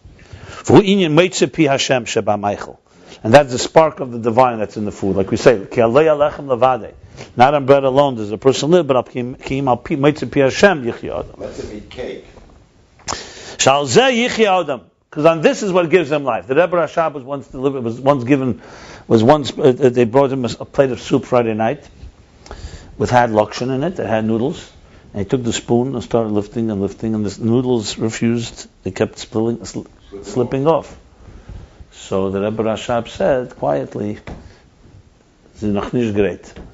The lakshan, the noodles are not ready yet for elevation." He didn't go to war. He said they're not ready yet. When they'll be ready. Okay. Anyway, so good. This is by Ms. Bainan. So what do you use Bainan?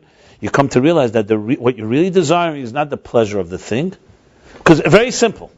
If you really sense the divine force inside the donut, inside the pleasurable item, then you realize that's the thing, that's the main thing.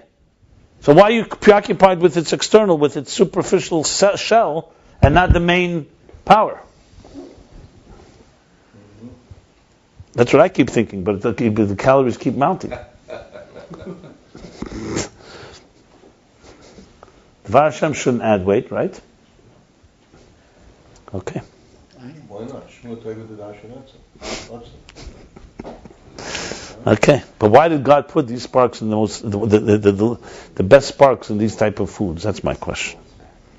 Why did God put these beautiful sparks in these type of foods? There's a bunch of Hungarians that did it.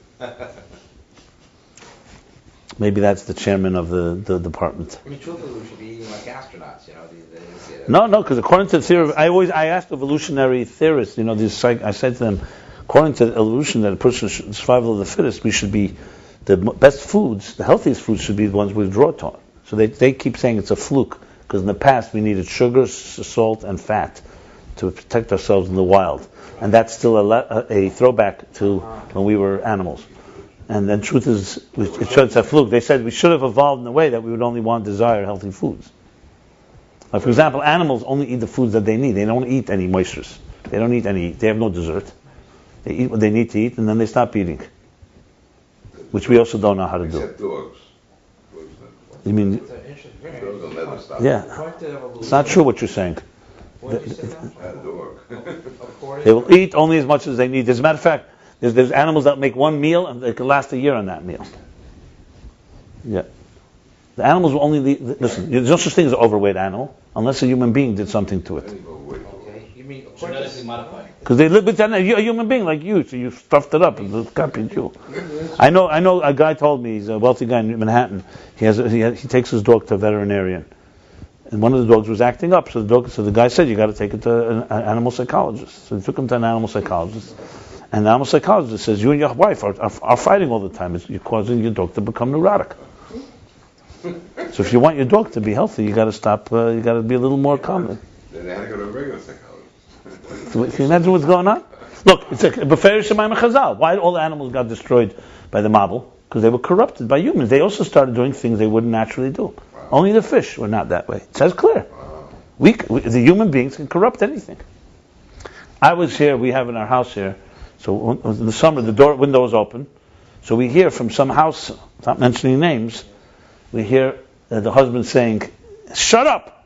and the wife yelling. I don't want to repeat what she yelled, and unbelievable. And later, my wife met her, and said, the whole neighborhood is hearing. She says, "We're not even home. They have 2 parrots." That's even worse. Right? Are you kidding? I used to have a parrot. The story says one parrot says "shut up," another parrot mimicking her. So you can have. So be careful. You get a parrot. The next thing you do, it's going to report. You can bring it to court of law. For 2 years I had a parrot. I was on my best behavior for 2 years. Isn't that funny? It's gewaldig. No, you could always say next time someone says they heard me yelling, I say it wasn't me, it was our parrot. Yeah, but the parrot is parroting somebody. We brought up at Harlem 2 weeks ago. Kill the parrot. You're writing all this in your Ayin Beis pages? You still have here? No, they killed the parrots after that because they didn't know what they're going to say. They're going to say next. What they're going to say? They don't know what they're going to be saying next. Do any parrots say Yechi? Mine used to say good. I know a lot of parrots saying Yechi. My name and my wife's. A lot of parrots. Is my wife's name in my voice. Wow. Someone says, I didn't hear your parrot saying Yechi. You only say it in 770. I guess in the home you don't say it that much. Yeah. Good shot.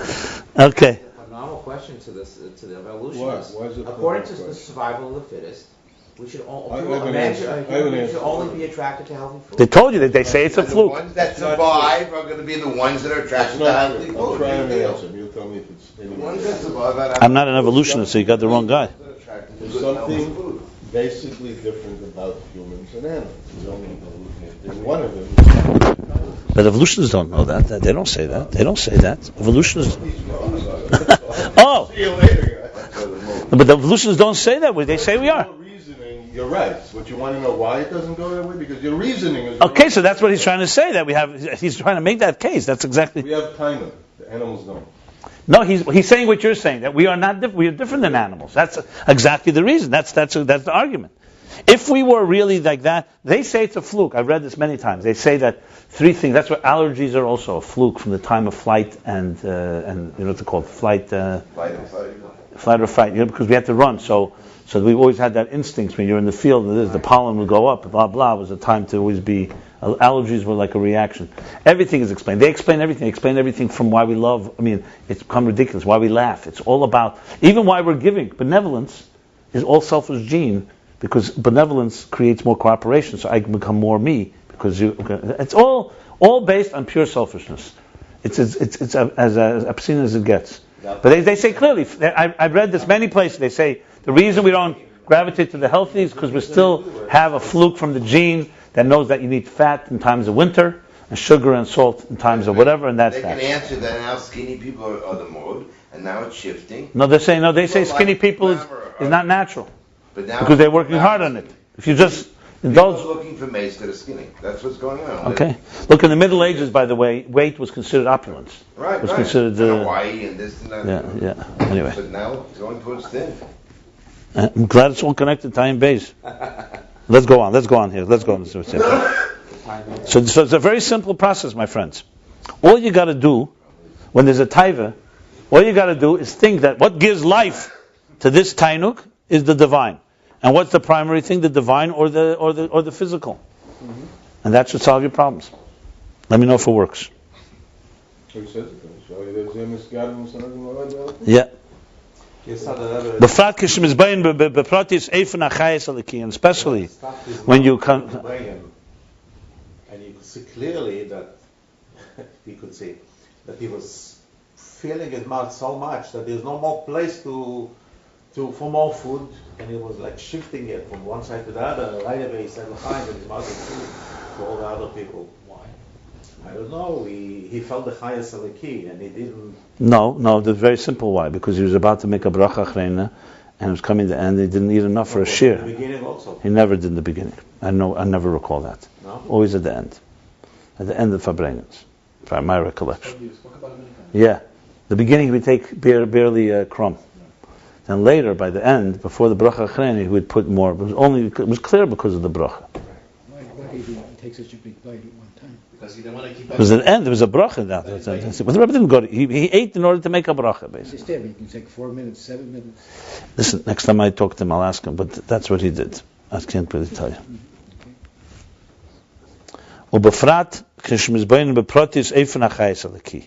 So in general, being meditating, contemplating on the divine power in it, which is what tefillah does, is elevating. That's the stone. That's taking the stone, in other words, and elevating it. And specifically, that's in general. Specifically, when you meditate, contemplate on the details of the way the divine power enters b'chol elam be'elam, in each world and world, b'chol nivra v'nivra b'frat, in every individual creature. And how the general energy of the world, hu chayis mitzumtzum. He's giving a whole series of contemplations here. One is that everything is the real life force is the divine. That's the primary thing. And number two, that's the primary thing. Number three is that the details of how this process takes place, which is why we need to know this whole creationism and the process dynamics of creation. You want to know the details, how it happens. And now the fourth thing is how this general energy force is a very diminished, a very, very limited flow of energy. V'nelam b'yesa, and very much concealed, increasingly concealed. V'achayis alekisha be'elamis. Hel yenim, hu mibchinas mailo madrega el yeni yesur, begoli b'yesur. And now the energy, the life force in the higher worlds, in the footnote he says, higher worlds, hu mibchinas mailo madrega, are in a far higher qualitative and level and more revealed. So all this is basically giving us an arsenal, artillery, what to meditate upon, what to contemplate upon. Now, I have no doubt, by the way, that everyone can do this. The problem is we are lazy and we just don't do it. That's simple as that. I always had a kasha in Tanya. In Tanya he says, Zev Zeh Shelton, Perikut Gimel, right? It says, the Nefesh Elokis, Nefesh Habams. Two voices, two judges. Each give their opinion. Then it says, and the Eimid Liyamine, right? What's the lashon? Eimid Levi and Limine. He stands on the right side. The third judge is the Eibishter, and he's 2 against 1. So therefore, Beinani should always win. So the Klotz Kasha, how come then we don't win? How come Nefesh Habams usually wins? The answer is that I always give is because like a communist court, you only have a prosecutor. You don't even let the second voice. You only hear the voice of Nefesh Habams. It consumes you. You act on it. By the time the Nefesh Elokis has something to say, the story is over. The verdict has been released. It's like a communist court. They would only have a prosecutor, and they ask the jury, what do you say? So what happens by us when a taiva grabs us? We don't pause. The whole Nefesh Elokis rests in the mind to reflect. If you would reflect and say, okay, equal time. I heard what the taiva has to say. Now I'm going to give equal time to my divine soul. Guaranteed 99% of our affairs go away. Mistakes go away. But all our mistakes happen at the spur of the moment, the passion of the moment. You know, like the telemarketer that says, if you don't buy it right now, you're not going to have this opportunity again. It's all manipulation. If we would pause, most mistakes we make overnight, if you let the passion subside and say, you know what, if this is so good for me, let me sleep on it, and I'll do it tomorrow morning. It never happens. Because that's the power of them. That's why he says, Nefesh Habamis rests in the heart, it's impulsive. I mean, I think it's like that's exactly the problem. So the third judge doesn't have anyone to hook up with because the second judge didn't even have its day in court. Right, didn't say anything. And that's the problem. So what the Rebbe Rashab says makes total sense. If you had the discipline by davening to contemplate on taivas, I would even say he's not saying to do it while you're having the taiva. He says do it while you're davening. Because while you have the taiva, the throes of the moment is usually very, very hard. But imagine by davening you think about not about the taivas, but you think any types that come up, anything in my life is really divinely driven, and all the details he said here, and how that energy is a minimal energy, and the ikr is elikus, and even the elikus is diminished, and what's far greater is that he's saying that technically should do the trick to some extent. So he says. So now he says,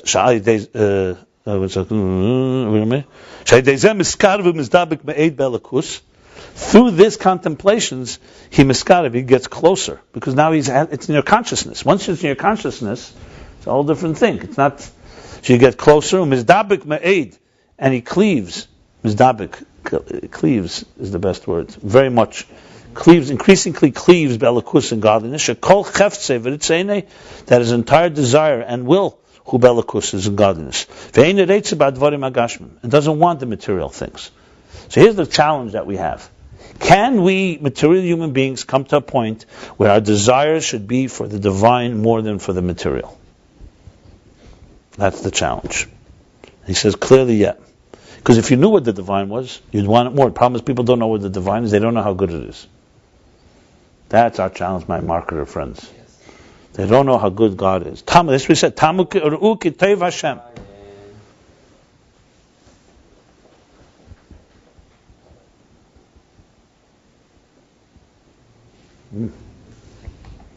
Good. So then you'd be mizdabik. You wouldn't want and even moreover, when you meditate to contemplate what it says, I give before you as achayim the life. And of course, it also says the opposite. He won't say it in the pasuk because it says that's achayim as amovis. So he just says, it gives you before you. Behold, we give you before you the path. I give you before the path of life, as life, and which means how all physical desires are movis vera. They're death and evil. So he's going a step further. He's not just saying it's not divine, it's death. But like it says elsewhere, the mashakasa chaim amovis, that what it says, life and death, eina kavana begashmis. The chaim.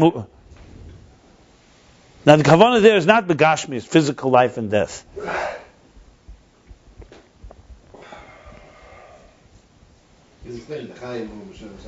The chaim, life is hu b'shah shadavar chai, because life is b'shah the thing is alive. Umoves hu b'pirud achayis menu. Yeah, so that's not. That's not what it is. Right. You cannot say it means physical chaim. That chaim is what does chaim mean there in the pasuk? When the thing is dead, and movis is when it's separated, that the life force is separated from it. Which fool, which idiot would not want life? So the Torah is going to say, behold, here is life and death. I'm telling you, choose life. Who would not choose life? So you can't say the pasuk is talking about physical life. You know the motto of the Muslim Brotherhood? No. You ever heard this discussion?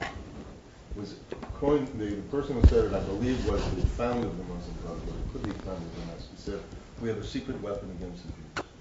The Jews love life, we love death. We love death. Okay, so maybe they need this pasuk.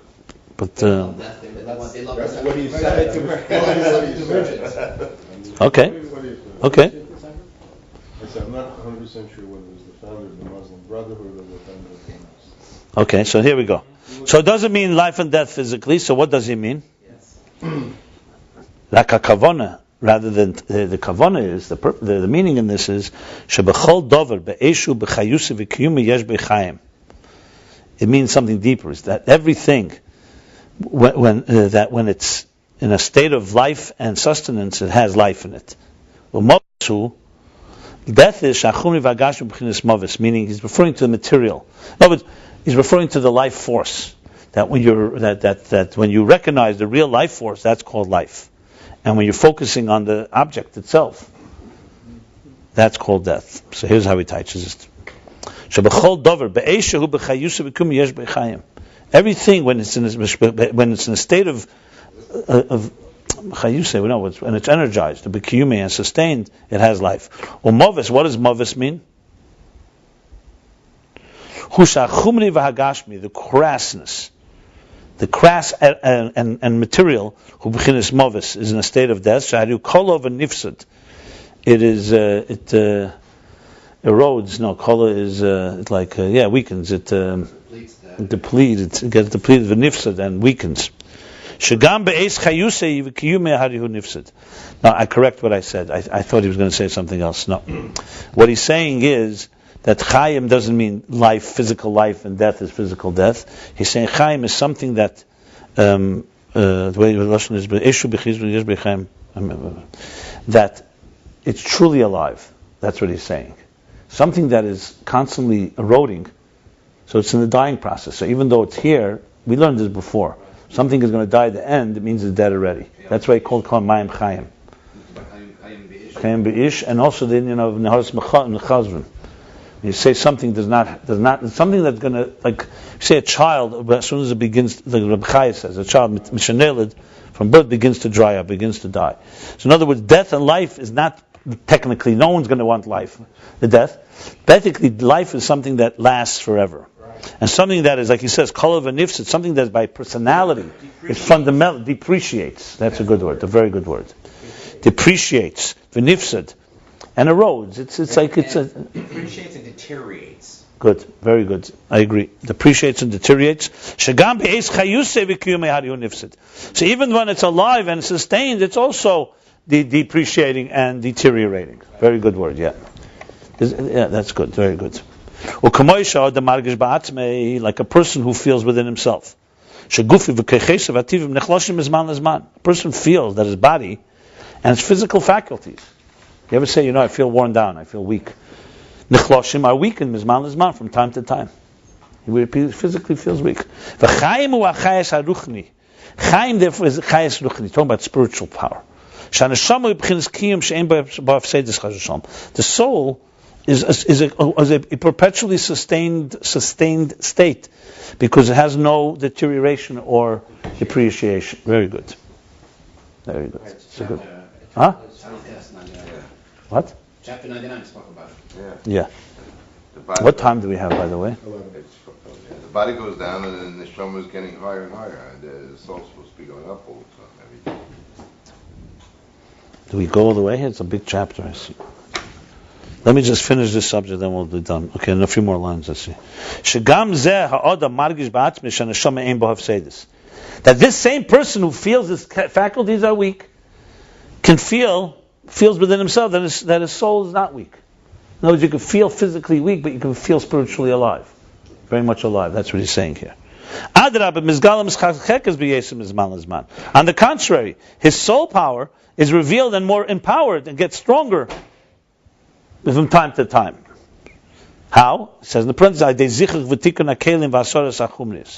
through the refinement and the repair of the containers and the removal of the crassness. Like you said earlier, as the days will speak and the many years that you grow. In other words, maturity, spiritual maturity. This is the meaning that is the opposite of the body that gets weaker and more nifsad and deteriorant. Yeah, from time to time. Like the Bechai says, we just said, from the moment he's born, begins already the deterioration. And from the perspective of the soul, on the contrary, the more days, the more you grow. Soul never ages; it only gets stronger. This is the Gemara that Rashi brings in Parsha B'Chukaisei, when he talks about the value of people. Ziknei Talmid Chachamim, meaning elder scholars, as the older they get, their das becomes more settled and more mature. And it says that there it says Talmid Chacham Amaratzim. People, and I'm sorry, it's Ziknei Amaratzim, elderly, elderly, Daitim Mitarefes. Their das becomes go the other way. It doesn't bring that. Like it says Saba, the grandfather, the elder, his das is sosim. Sosim means concealed, but also means complete. Sosim. Because the power of his mind becomes increasingly powerful. He comes in the seichel. He comes to understand things that are higher and deeper. They did not arrive at earlier. And in everything, besides coming to men general to things, it's more depth, more ideas. Even every idea itself, it comes to the depth and the inner meaning of it. And that's why spirituality is called life, and crass materialism is called death. There's a difference though. Physicality naturally will depreciate and deteriorate, but spirituality, unless you feed it, or unless you learn Torah in a person, even in a Jew, you couldn't say that it naturally, inherently is going to increase. Like the spirituality increases and physicality deteriorates. I just said that. That's the difference. It's a powerful statement. But naturally it doesn't happen. If it naturally happened like that, everybody would see it. Well, this is why the Gemara says that when a Talmid Chacham gets older, whatever he had earlier becomes now more powerful. If when we're younger we don't focus on spirituality and material, so all we have is the deterioration and the soul remains concealed. But technically speaking, but a person who has spirituality, so when his physical body is strong, it could be more concealed. When his physical body weakens, the soul that he's connected to comes out alive more. Obviously, it comes with work; it's just not automatic. But bottom line is, when a person has less taivas, gashmis, it's probably easier to get his soul. Easier to get, not automatically. This is automatic when you're talking a person who is a spiritual person. Yeah, clearly. He learns Torah. Learns, right. In other words, he's in that state of mind. So even though the body gets weaker, that part will get stronger. But if he's not a Talmid Chacham, that's the opposite. It says his das, also his das, because he's not involved in soul matters. What we said before about training. You don't become spiritual when you're 80. If you're not spiritual when you're 40, you're not becoming spiritual when you're 80 automatically. It could be that there's less resistance, so maybe more receptive, that you have more time. On a basic level, you're busy with your work when you're 40. With 80, you may be Tiferes Keinim type of idea. But when the Torah goes up for everybody, it said in the Chumash it goes up, and the women start catching up with the men. The women there, that's the same Gemara. The women get more valuable as they get older. So the men, but they go faster. How do we know that famous thing? Also, that old man in his house. That's this Gemara. Yeah. That's the same Gemara. An old man. That's not a Talmid Chacham. A woman is a blessing, and a man is not. Except a Talmid Chacham, who's that? Oh, it's not talking about Talmid Chacham. Right. The Talmid Chacham is busy learning. He's not busy in the kitchen. But the end of the story is still all the men are working with him. So they start approaching. They get better as they go on. Okay, where does this topic stop? Or I want to just stop at the topic. Okay, I'll do to the bottom of the page. Okay, so there we go. Now he's going, it says, Ra, evil is even worse than death. The Movis who have Sedis. Movis refers to deterioration. Even when the life is within it, the energy. In the Nimshal, in the moral, it means the grobkeit, the thickness, and of the yeshus and the ego, the arrogance of the crassness. Shehu hapselis. That's like the pselis, which is the refuse. The refuse, right? Gam kishein bezera. Even if there's no ra in it, evil. This is fundamentally noiga. Noiga is actually illuminator, but not bright illumination. It's translucent, meaning it's noiga. There's a reflection there, but it's klipas noiga. The Ra who dover Yisrachman al-Islam. And Ra is referring to a thing that's, right, God forbid, something prohibited. A taivas heter, or prohibit, or allow, taivas heter. How do you say heter? Permissive pleasures. Lamal is taivas nafshe, to fulfill the pleasures of the taivas, the desires of his soul. She'engam ken Ra keneda, which is also evil as it's known. That's already like the material after the chayis, the life shenirkev v'nifsid, that deteriorated v'nifsid, and nirkev is really more deteriorated, by the way. Nirkev is like deterioration of the rotting of the seed. V'nifsid and deterioration.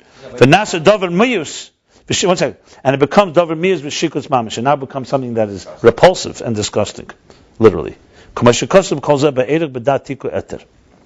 Like it says elsewhere, length in the Maimer Tiku and the rear Eter. So here's the difference. What he's saying: Moves means even while it's alive, it's deteriorating, but it's still alive.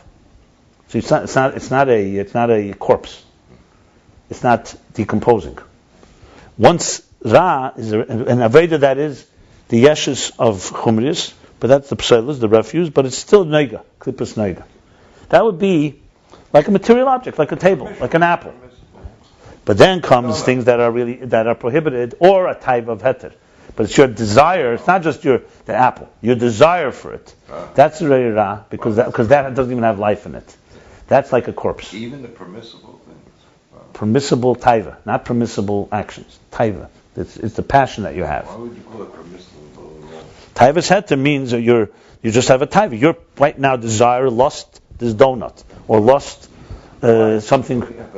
That's what it is. Look in Tanya. That's what he says, because that's not the thing itself. Is the object itself is klippas neg. It's in the domain of neutral. Right. But that's not neutral. Passion is not neutral. You're not passionate for your selfish desires. Wow. That selfishness for a piece of meat and wine, even if it's kosher, has an itra in it, because it's your passion is and that's already less than life.